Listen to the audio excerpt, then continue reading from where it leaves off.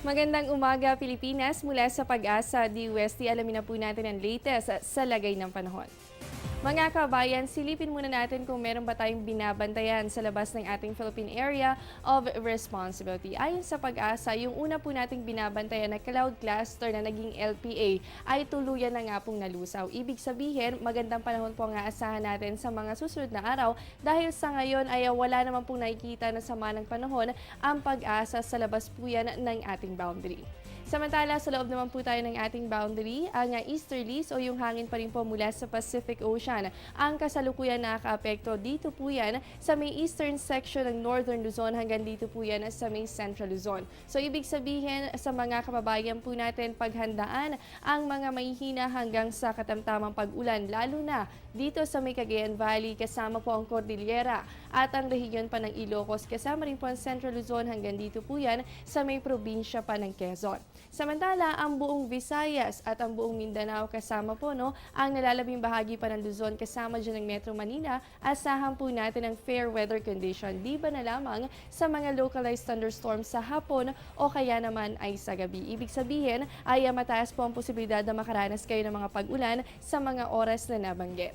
At mga kababayan, kung mapapansin po natin ay hindi umiiral ito nga northeast monsoon o hanging amihan. Pero kailan nga ba ang termination nito? Last year. Kung makikita po natin, March 26, 2040, last year po yan, araw ng Miyerkules ay na-terminate na ito nga northeast monsoon. Samantala, nung March 18, 2030 naman po, araw naman yan ng Lunes, ay ito rin po yung date kung kailan nga na-terminate ito nga northeast monsoon. Ibig sabihin po ng termination ay hindi na umiiral sa bansa ang hanging amihan at ang dominanting weather system na natin ay yung hangin nga po mula sa silangan o yung tinatawag natin na easterlies.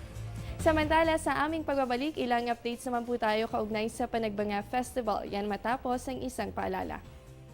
Kainan na! At syempre, hindi kumpleto kapag walang kanin. Almusal, hapunan, sa karinderya, restaurant, only rice, half rice, brown, puti. Sa bahay, opisina, pati sa eskwela. Basta, wag lang may maaksaya. Palay, bigas, kanin, wag sayangin. Bigyang halaga ang mga munting butil upang tayo'y pagpalain ng isang masaganang ani. Isang paalala mula sa Department of Agriculture.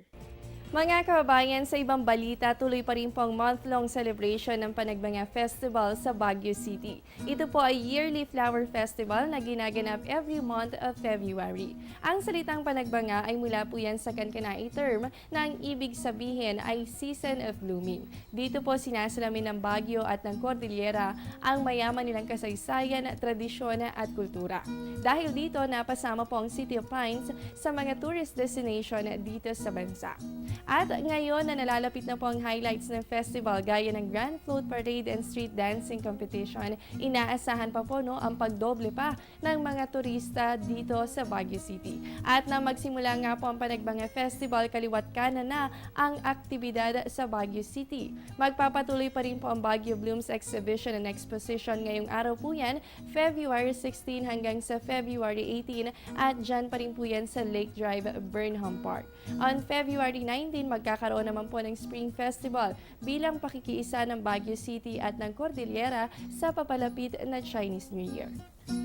At sa mga kababayan po nating dadalo sa naturang Flower Festival, alamin po natin kung ano nga ba ang magiging lagay ng panahon. Sa mga susunod na oras, asahan po natin sa Baguio City ang mataas na posibilidad ng mga pag-ulan. Ibig sabihin, makakaranas din po kayo ng maulap na kalangitan at ganoon din po ang ilang thunderstorms activity. At syempre po bukod dito, paghandaan din natin ang agwat ng temperatura. Ang lowest temperature po natin, papalo lamang yan sa 14 degrees Celsius at ang highest temperature po natin ay nasa 21 degrees Celsius. Bahagya nga umangat po yung agwat ng temperatura natin dahil nga po yan sa hindi na umiiral o hindi pa umiiral ito nga northeast monsoon o hanging amihan.